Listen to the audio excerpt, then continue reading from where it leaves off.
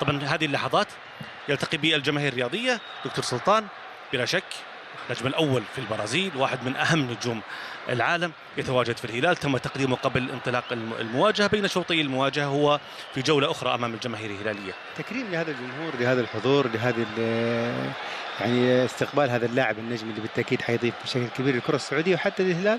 فاعتقد انه تقديم يليق بالنجم اولا، يليق بالمسابقه والدوري اللي استقطب له، وكذلك حتى للهلال اللي استقطب النجم اللي اعتقد انه حيكون علامه فارقه في الكره الاسيويه. عبيد الله، فرصه كبيره. أنا أعتقد أنه تكريم مستحق لنيمار، يعني وجوده في مباراة رسمية يشاهد الفريق على أرض الملعب ويشوف التفاعل والجمهور والقوة الزرقاء وكل الأهازيج اللي شفناها في شوط المباراة الأول. أعتقد أنه مناسبة يعني جدا ممتازة أنه يتواجد في هالمباراة. الآن يقترب من الجمهور، ممكن يوقع لحد، ممكن يكون في كرات أو استعراض بالكرة، يعني شيء معتاد في عملية تقديم اللاعبين. كان في جزء منها ما قبل المباراة، في جزء ما بين الشوطين. أعتقد أنه جمهور الهلال على أحر من الجمهور يبغى يشوف نيمار على أرض الملعب، يبغى يشوف تأثيره على الفريق والحلول اللي ممكن أن يقدمها للفريق. نتمنى أن نشوفه بإذن الله تعالى في أقرب وقت ممكن يشارك مع الهلال ولو من الجولة القادمة، لأنه بلا شك أنه اسم وين ما يروح يلعب الهلال سواء في الرياض أو خارج الرياض، المفترض أنه المدرجات حتمتلئ من أجل الاستمتاع بهاللاعب الكبير. أبو عبد الله، برضو تقدير للجمهور الحاضر اليوم اللي تعنى وبادر بأخذ التذاكر من وقت مبكر وحرص أنه يكون متواجد في هذا التقديم، وأيضا لحضور هذه المواجهة بأن اللاعب نفسه يكون هو قريب منهم وبالتالي يبادلهم هالمحبة. شوف، طبعا احنا اليوم في وضع مختلف تماما عن الوضع السابق. يعني في السابق الصورة التقليدية لتقديم أي لاعب كان صورة ومؤتمر صحفي ومجموعة صحفيين وأسئلة وانتهى تقديم اللاعب. اليوم شاهدنا حفل جدا ضخم على يوازي يمكن حتى أفضل حتى من كثير من حفلات تقديم اللاعبين في اوروبا في انديه كبيره.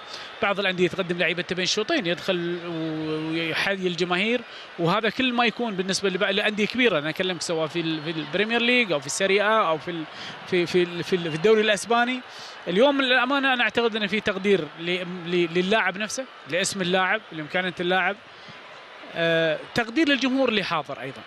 ال60,000 يستحقون ان نيمار فعلا لاعب حجم نيمار. كثير منهم كان يتمنى ان يشاهد نيمار على الطبيعه، اليوم اصبح عنده فرصه انه ممكن يشاهده تقريبا كل اسبوع. يستحقون فعلا نيمار ياخذ جوله يحييهم.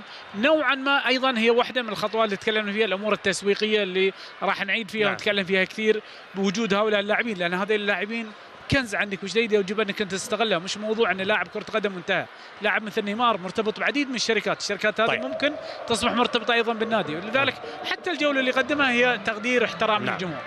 دكتور سلطان، خليني اخذ معك شوط المباراه الاول للمدربين خيسوس وايضا بروزوفيتش سريعا. اعتقد نجح بروزوفيتش في تنظيمه في قراءته، ونجح كذلك حتى في مجريات المباراه لما يتقدم، وكان بصراحه دفاعه سد منيع لفريق الهلال.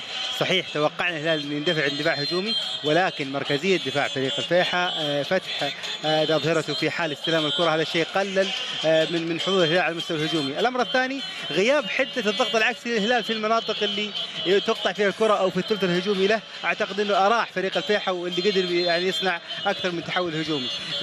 خروج الحمدان من خط 18 قلل من فرص انه اي عرضيه تكون يعني في كثافه عدديه في وسط الميدان في عمق الهجوم. شفنا كيف حتى خطوره الهلال في الهدف الملغي او حتى في الهدف اللي سجل الحمدان كلها من عرضيات، وهي الطريقه الاسلم لفريق الهلال.